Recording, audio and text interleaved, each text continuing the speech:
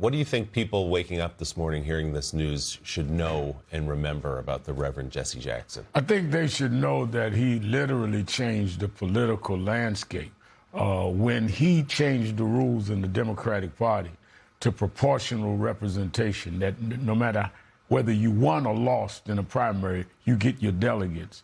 That is what led to Barack Obama being able to win the nomination. And I think the fact that he kept every 5 years organizing, mobilizing those of us that he was mentoring to keep the Voting Rights Act reenacted, which is right now at risk in front of the Supreme Court.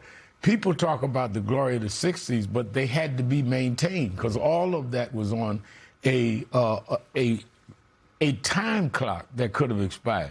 Jesse Jackson taught us and mentored us how to keep that going so we didn't lose what was gained. Civil Rights Act 64, 65, Civil Rights 65 Voting Rights Act.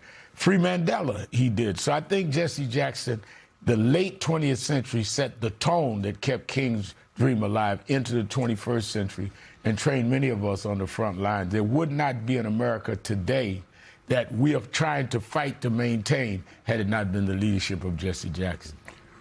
Well, and you know, Mike, Barnacle, many people are going to look back on Jesse Jackson and obviously the great contributions he made to the civil rights movement. But there's a message for Democrats today and what Jesse Jackson did in 1984 in the midst of Ronald Reagan, in a year that Ronald Reagan won 49 out of 50 states. The Democrats were at their lowest point in ages.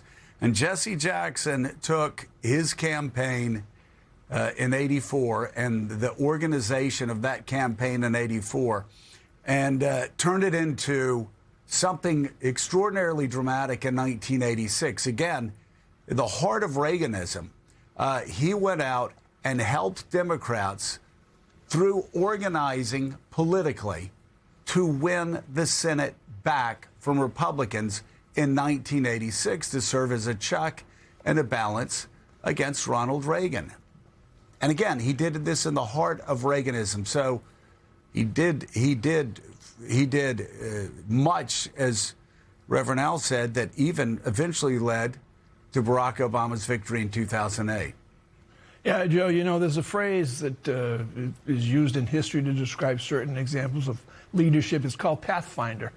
In the 1984 campaign, I would submit Jesse Jackson was a pathfinder. He was so electric as a candidate that he changed politics, not only Democratic politics, but politics in this country.